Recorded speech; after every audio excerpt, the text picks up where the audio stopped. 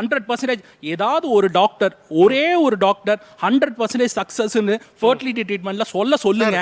அந்த ஒரு டாக்டர் நான் தாங்க. இப்போ இதுக்கான பதில் சொல்ல போறேன். நல்லா கேட்டுக்கோங்க.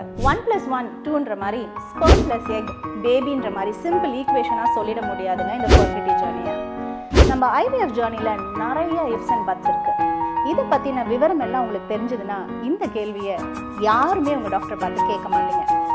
நம்பர் 1, உங்களோட எக் ஸ்டிமுலேஷனுக்கு இன்ஜெக்ஷன் கொடுக்கப்படும்.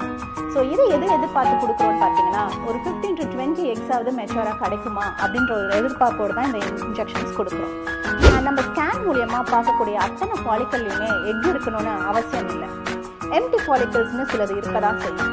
ஸோ நம்ம எக்ஸை ரிட்ரைவ் பண்ணும்போது தான் எத்தனை ஃபாலிக்கல்லேருந்து எத்தனை எக் கிடைக்குதுன்றது நமக்கே தெரியும். ஸோ இப்போ இந்த கிடைச்சிருக்க எக்ஸில் நம்ம ஸ்பெர்மை எடுத்து இன்ஜெக்ட் பண்ணுவோம். இன்ஜெக்ட் பண்ணதுக்கு அப்புறம் 3 to 4 days வெயிட் பண்ணுவோம். எது அதில் கருவா மாறுதுன்னு பார்ப்போம்.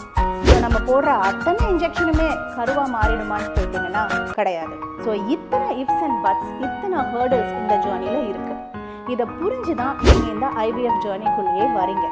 அப்படி இருக்க பட்சத்தில் 100% ரிசல்ட்ஸ் யாரால் கொடுக்க முடியும்? அப்படி யாராவது சொல்கிறாங்கன்னா அது 100% பொய் மட்டுமே. அதில் எந்த விதமான உண்மையும் இருக்க சாத்தியமே இல்லை. World wide success rate for IVF 30 to 40% தாங்க. ஸோ இதில் ஒரே ஒரு டாக்டர் 100% கொடுங்கன்னா எப்படிங்க கொடுக்க முடியும்? நீங்களே கொஞ்சம் யோசிச்சு சொல்லுங்கள். You take care. Always yours doctor ji. By.